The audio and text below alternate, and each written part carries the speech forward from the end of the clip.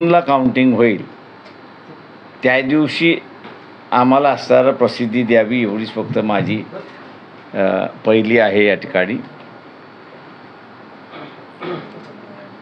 इलेक्शनच्या दरम्यान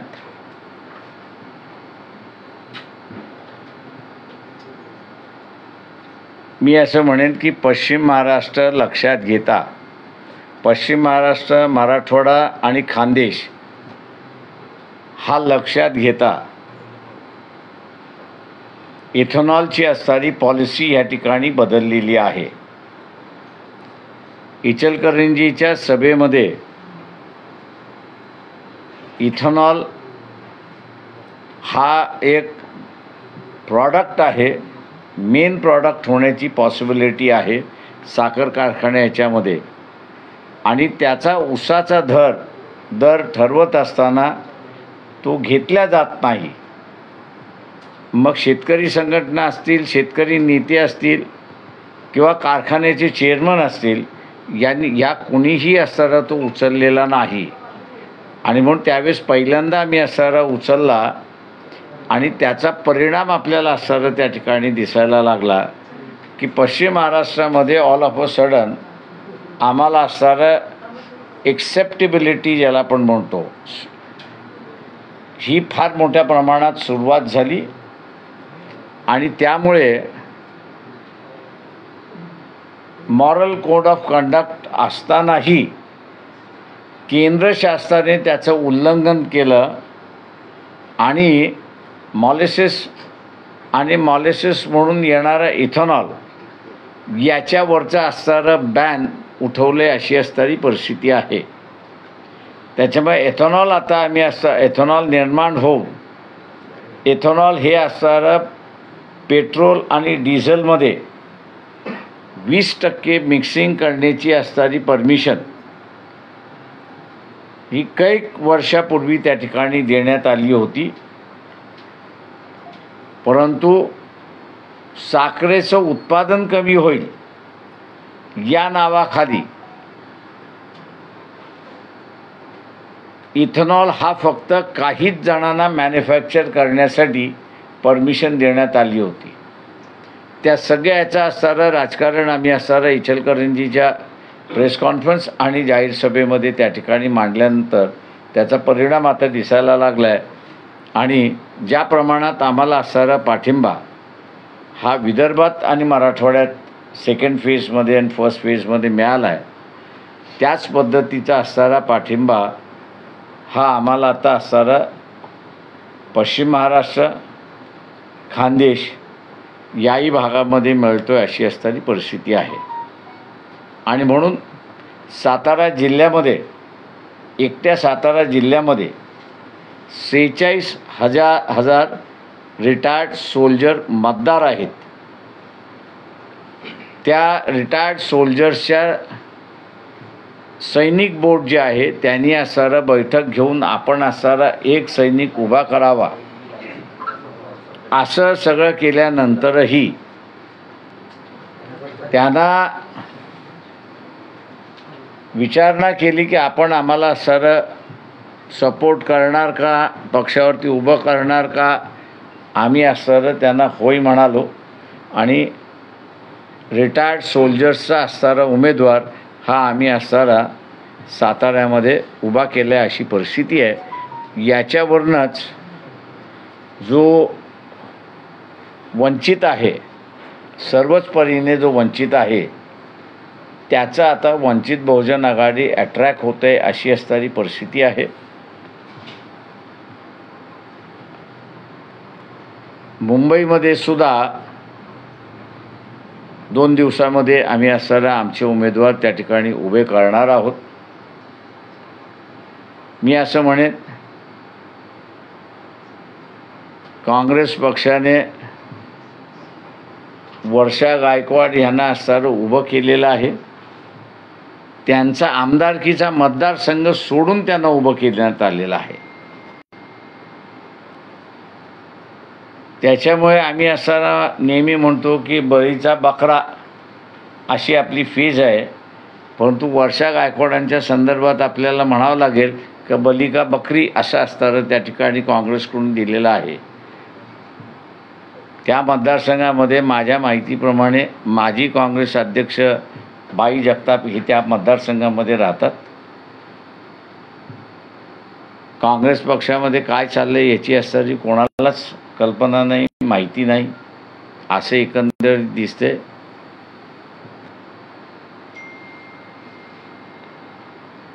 भाई जगताप सुद्धा त्या ठिकाणी निवडणूक लढवण्याच्या इच्छुक होते असे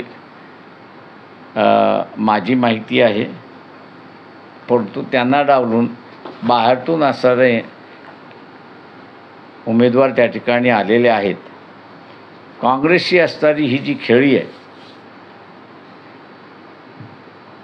ह्या खेळीचा असणारा मी असं म्हणेन की बऱ्याच मोठ्या प्रमाणात असणारा आम्हाला फायदा त्याच्यामधला मिळतो अशी परिस्थिती आहे. नांदेडमध्ये सुद्धा चव्हाण हे ग्रस्त म्हणून अतिशय चांगले आहेत, माणुसकीला धरून वागणारे आहेत, परंतु मेडिकली अशा स्थितीत नाही की ते इलेक्शन लढू शकतात. आणि म्हणून आमच्या असणारे पक्षाचे जे उमेदवार आहेत अविनाश भोसेकर यांना बऱ्याच मोठ्या प्रमाणात त्याचा असणारा फायदा मिळाला अशी परिस्थिती. असे अनेक मतदारसंघ आहेत की मी त्या ठिकाणी दाखवू शकतो. दुसरं जे अजून कोणी ॲनालिसिस केलेलं नाही आणि आता मला ते ओपन करायला हरकत नाही असं मी त्या ठिकाणी म्हणतो आहे की ज्याचा आम्हाला असणारा प्रचंड मोठ्या प्रमाणात बेनिफिट मिळालेला आहे. आणि ते म्हणजे एकनाथ शिंदे वर्सेस उद्धव ठाकरे सेना असे असणारे जे मतदारसंघ आहेत, त्या मतदारसंघामध्ये सेक्युलर मतदार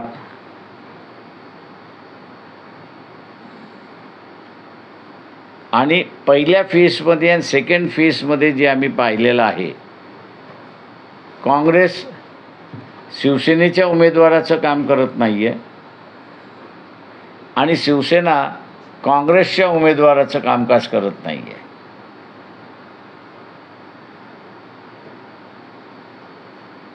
त्याच्यामुळे असणारा वोट ट्रान्सफरचा जो भाग आहे तो ज्या प्रमाणात झाला पाहिजे तो त्या प्रमाणात झालेला नाही आपल्याला असणारं तिथे दिसते. आणि त्याचाही असणारा एक बेनिफिट आम्हाला असणारा मिळाला आहे की तो सेक्युलर मतदार जो आहे तो सेक्युलर मतदार असणारा सायलेंटली आमच्याकडे वळला अशी परिस्थिती आहे. इथे तिसरा बेनिफिट जो आहे तो याच्यामध्ये की BJP बरोबर 2014ला जो वोटर गेला होता, फर्स्ट टाईम वोटर, किंवा 2012मध्ये डिझेल पेट्रोलचा असणारा प्राइसेस मनमोहन सिंगने जे वाढवल्या होत्या आणि त्याच्याच बरोबर 2G स्कॅमचा अहवाल आला, 2 लाख कोटी असणारा चोरी झाली, लुटल्या गेली अशी असणारी आली. आणि यंगर जनरेशन जो आहे तो रिॲक्ट झाला. म्हणजे आपल्याला असणारा माहिती जी आहे महागाईची ती चुलीची महागाई ही आपल्याला माहिती आहे, पण या यंगर जनरेशनच्या डिझेल पेट्रोल प्राइसेस वाढल्यामुळे त्याच्या एन्जॉयमेंटला सुद्धा कात्री लागली अशी असणारी परिस्थिती आहे. आणि हा 2014ला पूर्णपणे काँग्रेसच्या विरोधात गेला आणि BJPला त्यांनी प्रचंड मोठ्या प्रमाणात मतदान केलं. त्यांनी 2019ला सुद्धा रिपीट केलं त्याच गोष्टी. पण हा यंगर जनरेशन IT टेक्नॉलॉजीचा फारच मोठा सपोर्टर आणि खेळणारा असल्यामुळे त्याला बऱ्याच गोष्टी आता असणाऱ्या कळायला लागल्यात या सरकारच्या. आणि एक गोष्ट फार मोठ्या प्रमाणात ती असणारं रिॲक्ट होतं आहे आणि ती म्हणजे की 2014पासून ते राज्यसभेमध्ये उत्तर देईपर्यंत सरकार स्वतःच ॲडमिट करते की 17 लाख फॅमिलीज यांनी नागरिकत्व सोडलं आणि परदेशी गेलेले आहेत. तो ज्यावेळेस त्याच्या अगोदरच्या कालावधीमध्ये बघतो तर काही हजारामध्ये फक्त गेलेले आहेत अशी परिस्थिती आहे.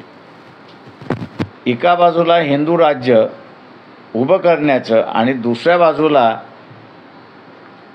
नागरिकत्व सोडून जाणारा जो वर्ग आहे तो हिंदू आहे आणि त्याचं इनडेप्थ थोडंसं असणारा स्टडी आपण केला तर असं दिसतं की त्याची minimum holding capacity he 50 crores and above आहे अशी परिस्थिती आहे. त्याच्यामुळे आता जी यंगर जनरेशनमधली असणारी जी चर्चा आहे 1+1 2 किंवा 1+1 3 असं जे करतात ते असणारं हे लिंकअप करतात आहेत की ईडीची ॲक्शन,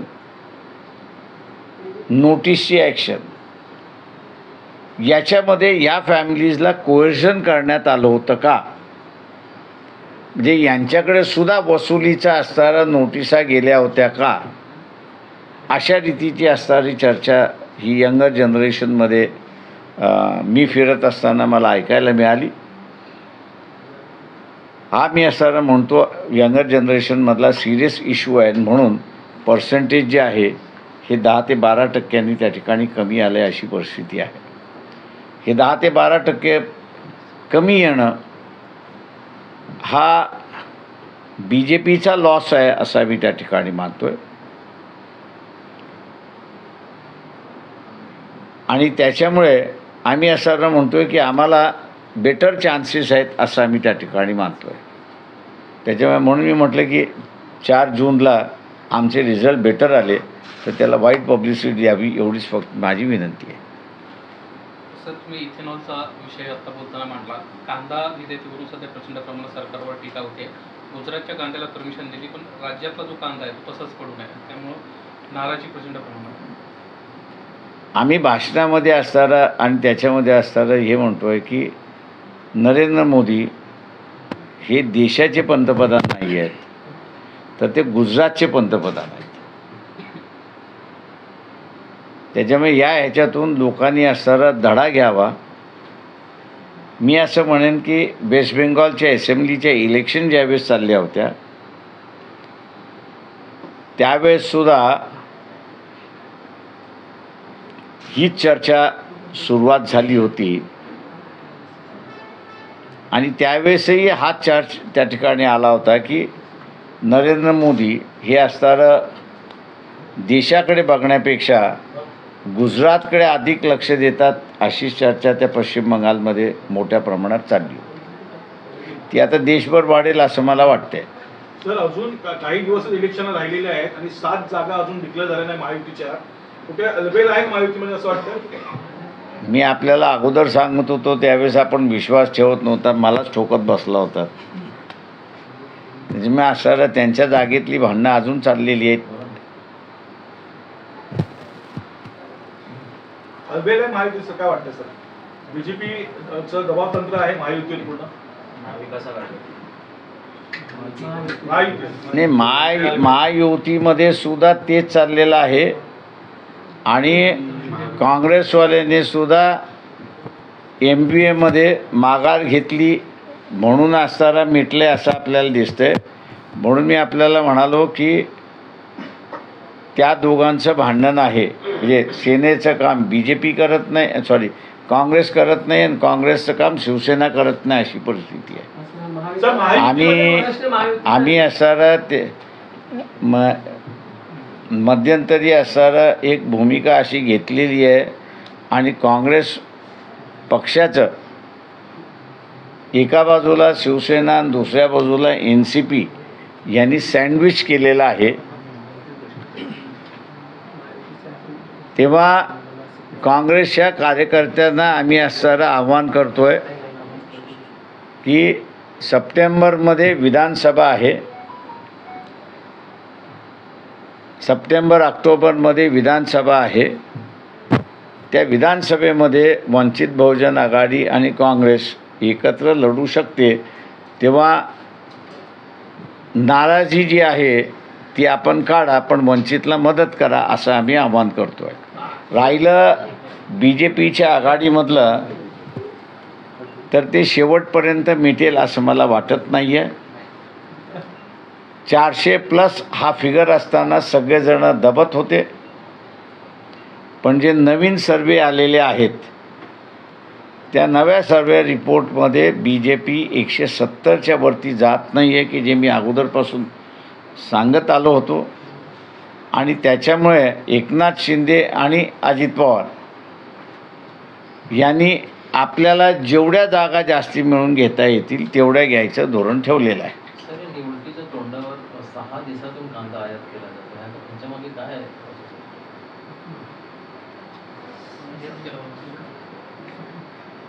मी अजून त्यातला अभ्यास केला नाही, त्याच्यामुळे मला कॉमेंट करता येणार नाही.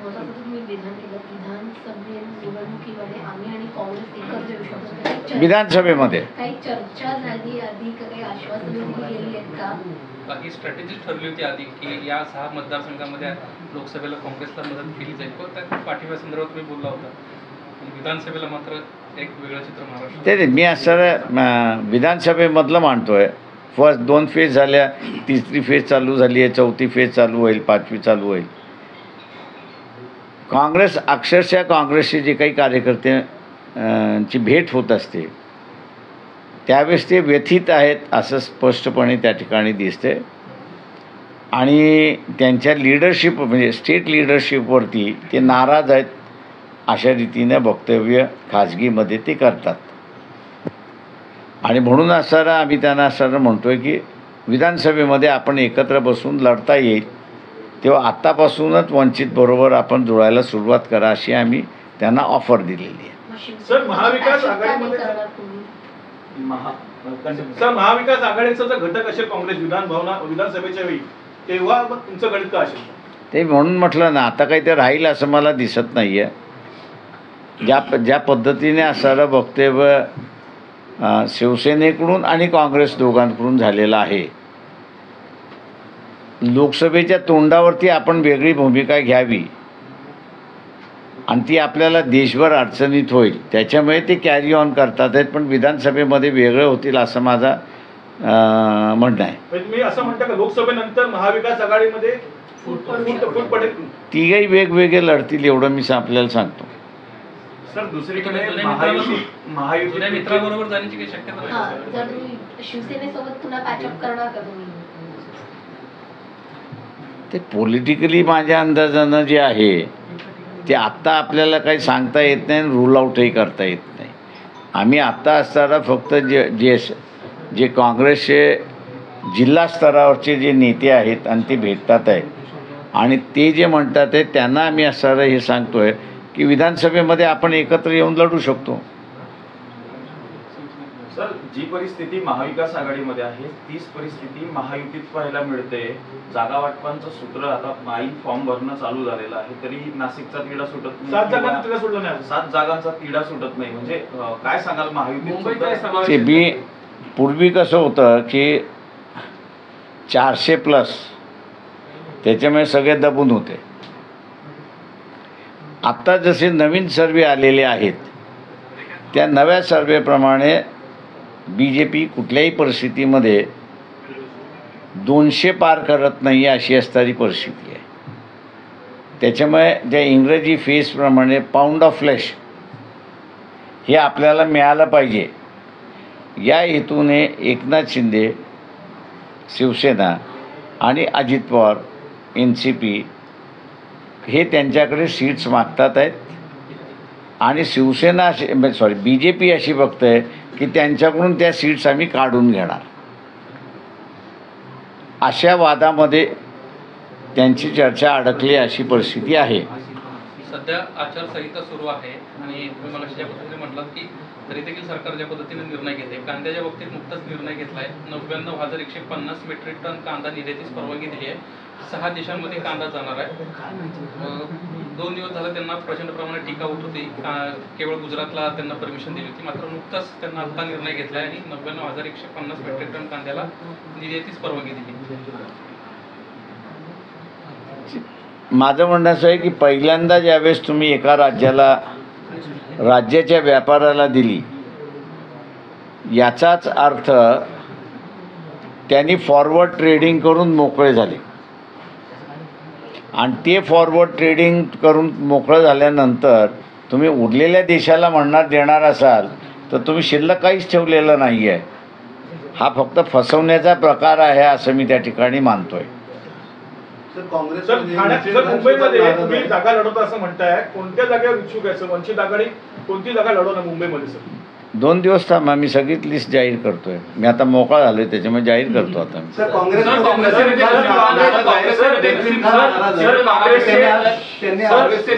एक वन ॲट अ टाइम. त्यांनी आता स्टेटमेंट दिलं की अल्पसंख्याकमध्ये कोणालाही काँग्रेसने तिकीट दिले, त्याचा फायदा कुठेतरी होईल. ती त्याने राजस्थानमध्ये दिला नाही आहे, म्हणजे माझ्या माहितीप्रमाणे राजस्थानमध्ये दिलेलं नाही आहे, उत्तर प्रदेशमध्ये दिलेलं नाही आहे, महाराष्ट्रामध्ये दिलेलं नाही आहे. कर्नाटकाची लिस्ट अजून मी त्या ठिकाणी पाहिलेली नाही, त्याच्यावर बोलू शकत नाही. मुसलमानामध्ये काँग्रेसच्या ह्या रवैयाबद्दल नाराजी आलेली आहे. हे भाग आहे त्या ह्याच्याबरोबर, पण त्याच्याचबरोबर मुस्लिम समाजाचा जो टार्गेट आहे तो BJP न येणं हा एक टार्गेट आहे. त्याच्यामुळे मुस्लिम समुदायाचं जे काही मी आत्ता जे बघतोय 2 फेजेसमधल्या ह्याच्यामध्ये जो कोणी हरवू शकेल त्याच्याबरोबर ॲटलिस्ट 50% चाललं आहे अशी परिस्थिती आहे. त्याच्यामुळे 50%नी ट्रेडिशनल काँग्रेस सोडली अशी परिस्थिती आहे. हाच विषय जो आहे ना तो काँग्रेसमध्ये देखील बघायला मिळतोय. नसीम खान यांनी काँग्रेसच्या स्टार प्रचारकचा राजीनामा दिला. एकीकडे पोषक वातावरण असताना वर्षा गायकवाडांच्या मतदारसंघात आता ते वेगळ्या भूमिकेमध्ये तर उमेदवारी करण्याची निश्चित केली जाते. तुमचा काही संपर्क होतोय का, किंवा ते समाजवादी पार्टी किंवा वंचित या 2 पक्षाकडनं तर ते उमेदवारी लढू शकतात अशी चर्चा आहे? नाही, मला नसीम खान इलेक्शन लढेल असं मला वाटत नाही आहे. म्हणजे लोकसभा लढेल असं मला वाटत नाही आहे, का त्यांची पूर्ण तयारी असेंब्लीची होती. ऐन निवडणुकीच्या तोंडावरती स्टार प्रचारक काँग्रेसचा ते राजीनामा देत आहेत आणि काँग्रेसमधून बाहेर पडण्याची देखील शक्यता वर्तवली जाते.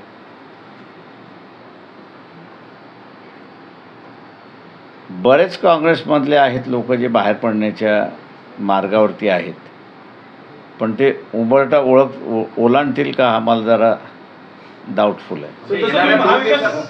जसं तुम्ही महाविकास आघाडीबद्दल सांगितलेलं आहे की लोकसभेनंतर महाविकास आघाडी राहणार नाही, तसं महायुतीचं काही भाषित आहे का? ज्या प्रकारे तुम्ही सांगताय लोकसभेला जागा कमी येणार आहे. कसं आहे की मी जर मोदी निवडूनच आले नाही, म्हणजे त्यांचं सरकार निवडून आलं नाही असं माझं म्हणायचं आहे, तर आत्ता जे बांधून ठेवलेलं आहे इन्क्वायरीच्या नावाखाली ती बंदिस्त संपते. त्याच्यामुळे ती बंदिस्त संपल्यामुळे प्रत्येकजण आपापलं अस्तित्व दाखवायला सुरुवात करेल आणि तिथेही कदाचित BJP सेंट्रलमध्ये गव्हर्नमेंट फॉर्म झालं नाही तर एकनाथ शिंदे आणि अजित पवार हे वेगळे निवडणुका लढतील. उत्तर मध्य मुंबईमधून वर्षा गायकवाड यांना तिकीट दिलेलं आहे. धम्मभगिनी म्हणून तुम्ही त्यांना सपोर्ट कराल का? राजकारणामधलं असलं काहीच नसतं, पार्टी म्हणून नसतं. सर हिंदी में सवाल है. मी सर फ्री झालाय अकोलेमधून. आता आगामी काळामधल्या महाराष्ट्रातल्या वेगवेगळ्या ठिकाणी पाहायला मिळणार आहेत का?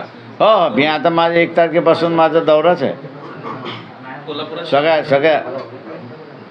सगळ्या मतदारसंघामध्ये. सर सांगलीमध्ये विशाल पाटील यांना आपण पाठिंबा देणार अशी चर्चा होती. नाही, अजून सांगलीच्या युनिटने आम्हाला अजून तसं काही इंडिकेशन कळवलेलं नाही. त्यांनी इंडिकेशन आम्हाला दिलं तर आम्ही त्यांच्याबरोबर बसून मग फायनल निर्णय घेऊ. समान नागरिक कायदा लागू करण्यासंदर्भामध्ये पुन्हा एकदा अमित शहांना पुनरुच्चार केलेले आहेत. वंचित बहुजन आघाडीचा पक्ष या संदर्भातला काय? BJPने तो करूनच दाखवावा असं माझं म्हणणं आहे. आणि ते त्यांच्याच पायावरती धोंडा मारून घेतील असं मला वाटत नाही. समान नागरी कायदा आला तर तो पार्लमेंटचा कायदा आहे आणि संविधानाने प्रत्येक ह्याला धर्माला प्रोटेक्शन दिलेलं आहे, त्यांच्या पर्सनल लॉला प्रोटेक्शन दिलेलं आहे. अट एवढीच आहे की तुमचे पर्सनल लॉ आणि कॉन्स्टिट्यूशनल प्रोव्हिजन्स याच्यामधला टकराव जो आहे तो टकराव तुम्ही अवॉइड केला पाहिजे किंवा त्या पद्धतीने तुम्ही मोल्ड केला पाहिजे अशी परिस्थिती आहे. तेव्हा कॉमन सिव्हिल कोड हा ख्रिश्चन, मुस्लिम, जैन, शीख, बुद्धिस्ट आणि हिंदू या ह्याच्यापैकी जे ऐच्छिक म्हणतील की आम्हाला लागून घ्यायचं आहे त्यांनाच तो लागू होईल. ज्यांनी असं म्हटलं की नाही आम्ही आमच्याच ह्याच्यामध्ये राहू त्यांना तुम्ही फोर्स करू शकणार नाही. त्याच्यामुळे आम्ही असं म्हणतो आहे की कॉमन सिव्हिल कोड हा जर अंमलबजावणी झाली तर लॉस्ट हा बिगेस्ट लॉस तर RSSचा आहे. त्याच्यामुळे माझा चॅलेंज आहे की त्यांनी असं करूनच दाखवावं. तर दुसरा प्रश्न आहे, रत्नागिरी सिंधुदुर्गामध्ये ते दोन्ही BJP आणि शिवसेनेमध्ये खालच्या पातळीवर एकमेकांवर टीका केली जाते, कसे बघतात? तर मुंबईत असताना टीका होत होती खालच्या पातळीवरती, तर तिथे का होणार नाही. त्याच्यामुळे आम्ही असं लोकांना आम्ही म्हणतोय की काका जोशी आम्ही असं उभे केलेले आहेत. शिक्षक पेशामधले आहेत, त्यांचं स्वतःचं असणारं एक फार चांगलं आंदोलन तिथे असणारं करतात. बटशाही, भिक्षुकशाही गावागावातून निर्माण करण्यात त्यांचं असणारं कार्य गेली 10 वर्ष ते कार्य करतात आहेत.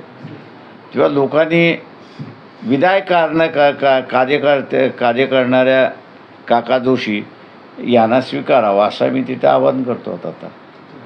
सर 2 फेज के चुनाव हो चुके हैं, वोटिंग हो चुका है, किस तरह के नतीजे आप एक्सपेक्ट करते हैं, किस तरह का माहौल आप देखते हैं 2 फेज के? मैं सिर्फ इतना कहूँगा कि जो ग्राउंड रियलिटी है उस ग्राउंड रियलिटी को नज़रअंदाज किया जा रहा है. जैसे कि चंद्रपुर की अगर बात कहूँ, मैडम धानोकर इनका जो स्टेटमेंट था कि कुंबियों के अलावा किसी को सत्ता में नहीं होना चाहिए, ये स्टेटमेंट नॉन कुंबियों में अच्छा गया है ऐसा मैं नहीं समझता. BJP के जो कैंडिडेट है वहाँ पर उनका एक बहुत गंदा बयान आया कांग्रेस के बारे में कि ये अपने बेटी बेटियों को जो है इकट्ठा सुलाते हैं. इसका भी मैं समझता हूँ कि वहाँ के लोगों ने काफ़ी बड़ा रिसेंटमेंट किया और एक साफ सुथरी उम्मीदवार चाहिए हमको. ऐसे भी वहाँ पे चर्चा हुई कि जिसको इग्नोर किया है, मैं ये कहना चाह रहा हूँ. जहाँ तक गढ़चिरौली की बात है, गढ़चिरौली में एक आदिवासी और OBC संगठनों में काफ़ी दिनों से एक संघर्ष चल रहा है और वो संघर्ष ये है कि आदिवासी डिस्ट्रिक्ट होने की वजह से OBC को जो 27% आरक्षण मिलना चाहिए वो ना मिलते हुए उनको सिर्फ 17% आरक्षण मिल रहा है और उसके ऊपर उनकी नाराज़गी है. और आदिवासी जो है वो ये कह रहा है कि आदिवासी डिस्ट्रिक्ट होने से हमको जो 15% का जो आरक्षण अभी 17% का जो आरक्षण मिलना चाहिए वो वैसे कि वैसे बरकरार रहना चाहिए. OBC संगठनों ने कांग्रेस के उम्मीदवार को समर्थन दिया है और इसलिए OBC जो है आदिवासी जो है वो एक साइड चले गए. ऐसी एक बंदे वहाँ का गोंड है, प्रधान है, माड़िया, बड़ा माड़िया है, छोटा माड़िया है, हलवा है, ये सभी जो है वो एक साइड चले गए हैं क्योंकि अपने को ये परसेंटेज के ऊपर का मामला उनका है. इसलिए वहाँ पर भी नतीजा क्या होगा यह बताना मुश्किल है. तो ऐसे में कहूँगा कि जो लोकल इशू, नेशनल इश्यूज ना होने की वजह से लोकल इशू जो है वो बड़े पैमाने पर वहाँ पर उभर चुके हैं, और इसलिए इन फैक्टर्स को देखते हुए मैं ये कहूँगा कि आश्चर्यजनक रिजल्ट आएंगे, ऐसी एक परिस्थिति हम लोगों को दिखाई देती है। तो सत्ताधारी केंद्र में सत्ताधारी बीजेपी के विरोध में मतदान हो रहा है, तो आपको लगता है कि अब कितनी सीट तक आके सिमट सकती है बीजेपी या पूरा अलायंस? देखिए, अभी तो कहना मुश्किल है, लेकिन एक बात और चली है कि जिसको मैं दोहराना चाह रहा हूँ, वो ये है कि एनसीपी हो, कांग्रेस हो, शिवसेना हो या बीजेपी हो, इन्होंने किसी भी जगह ओबीसी के उम्मीदवार दिए नहीं है, एक बात। दूसरी बात यह है कि जो इस गुट के मतलब महाविकास आघाड़ी के जो उम्मीदवार है और बीजेपी के गठबंधन के उम्मीदवार है, ये रिश्तेदारों के रिश्तेदारी के उम्मीदवार है, ऐसे दिखाई दे रहे हैं। हम लोग कोशिश कर रहे हैं कि उनके रिश्ते निकालने की, और उस पर एक स्टेटमेंट निकालने की बात वहाँ पे चली है कि ये घरेलू मामला है, सत्ता चाहे बीजेपी में जाए या सत्ता कांग्रेस के आघाड़ी में जाए, एक ही परिवार में सत्ता जा रही है, कि जिसका एक निचले स्तर पर काफ़ी बड़ा रिसेंटमेंट है, और ये रिसेंटमेंट जो है वर्क कर रहा है, ऐसा हम लोग को दिखाई दे रहा है। साइलेंट वर्क कर रहा है, और लोग जब पूछते हैं तो उसको एक बताता है, लेकिन उसने किया दूसरा, ऐसा हम लोग को जानकारी है। तो 2 फेज के मतदान के बाद भी लगता है कि बीजेपी का 400 पार का नारा काम कर रहा है? मैं पहले भी कह रहा था कि ये 170 के ऊपर नहीं जाएंगे। आज भी उस दावा मैं कर रहा हूँ कि ये सरकार बना नहीं पाएंगे, ऐसी परिस्थिति है। जिस तरह से आपने देखा महाराष्ट्र में कि इलेक्शन जब तक घोषित नहीं हो रहा था तब बीजेपी में था, जैसे इलेक्शन घोषित हुआ वैसे लोग जो है वो अपनी बातें खुल के कहने लगे और बीजेपी से हटने लगे, ऐसी परिस्थिति पूरी देश में। तो दूसरा ये नहीं, एक मिनट, दूसरा सवाल ये कि मुंबई में अभी भी महायुति, जहाँ बीजेपी और शिवसेना और एनसीपी की हम बात करते हैं, सीट डिक्लेयर नहीं कर पा रहे, असमंजस की स्थिति है। वही हाल नासिक में, वही हाल पालघर और ठाणे में नजर आता है। क्या इसका कहीं ना कहीं नुकसान हो सकता है महायुति? देखिए, नुकसान तो हो चुका है, क्योंकि ये बैठने के साथ में जाने के लिए तैयार नहीं है। मैंने जैसे कहा कि जब तक 400 या सरकार बनाएंगे ऐसी बात जब थी, तब तक एकनाथ शिंदे हो या अजित पवार दोनों दबे हुए थे। लेकिन जैसे न्यूज़ आना शुरुआत हुई कि बीजेपी 200 भी नहीं पार करेगी, ऐसी न्यूज़ आना शुरुआत हुई, वहाँ से आप देखोगे कि एकनाथ शिंदे और अजित पवार दोनों जो है वो अपने बराबर के हिस्सा मांगने में जुटे हुए हैं, और वो अभी तक हिलने के लिए तैयार नहीं, और बीजेपी को कोई दबाव काम नहीं कर रहा है, ऐसी परिस्थिति है। सर, उद्धव ठाकरे के वचन पत्र में वीर सावरकर को भारत रत्न देने पर कोई भी मुद्दा लिखा नहीं गया है। क्या उद्धव ठाकरे सावरकर के मुद्दे को भूल गए? आप उनसे पूछेंगे तो अच्छा है। आपकी क्या राय? मुझे कोई राय नहीं है उस पर। लेकिन सर, सवाल इससे जुड़ा इसलिए भी क्योंकि जिस तरीके से हिंदुत्ववादी पार्टी हमेशा, क्योंकि शिवसेना भी वीर सावरकर को लेकर हमेशा आग्रही रही है कि हाँ ये भारत रत्न मिलना चाहिए, बीजेपी भी हमेशा दबाव बनाती है कि आप केंद्र में हैं, आप दे दीजिए। तो ये जो पॉलिटिक्स है भारत रत्न को लेकर, वीर सावरकर को लेकर, उस पर क्या कहना? देखिए, इनके पास कोई हीरो है ही नहीं आज़ादी की लड़ाई लड़ने का या सोशल इश्यूज को लेके लड़ने का। तो इसलिए अब ये जो है किसी न किसी को तो भी ढूंढ के निकालते, खड़े करते हैं, और फिर पता चलता है कि ये चल नहीं रहा तो उसको दोबारा ढक देते। तो वैसे ये सावरकर की बात कर रहे हैं। Sir Thank you. जुड़ा हुआ है। मुंबई में क्या आप गठबंधन कर सकते हैं? मुंबई में खासकर आप कितनी सीट्स खड़ी कर सकते हैं? और जब बात चल रही है 2 दिन में हम लोग अनाउंस करेंगे, तब देखिए कितने सीट खड़े कर रहे हैं उसका. सर मराठीचा प्रश्न आहे, वीर सावरकरांना भारतरत्न द्यावं हा वचनपत्रामध्ये उद्धव ठाकरेंच्या मुद्दा नाहीये, कसं बघता याकडे? उद्धव ठाकरे हा माझ्या अंदाजानं तुम्ही उद्धव ठाकरेंनाच प्रश्न विचारला पाहिजे की त्यांनी त्यांच्या जाहीरनाम्यातून वगळला का. पण आतापर्यंत जेवढं पण राजकीय भाष्य झालं त्याला सावरकर मुद्दा खूप महत्वाचा मानला जात होता. आता त्याचं उत्तर तेच देऊ शकतील किंवा संजय राऊत देऊ शकतील. सर्व पत्रकार बंधू भगिनींचे थँक्यू. धन्यवाद.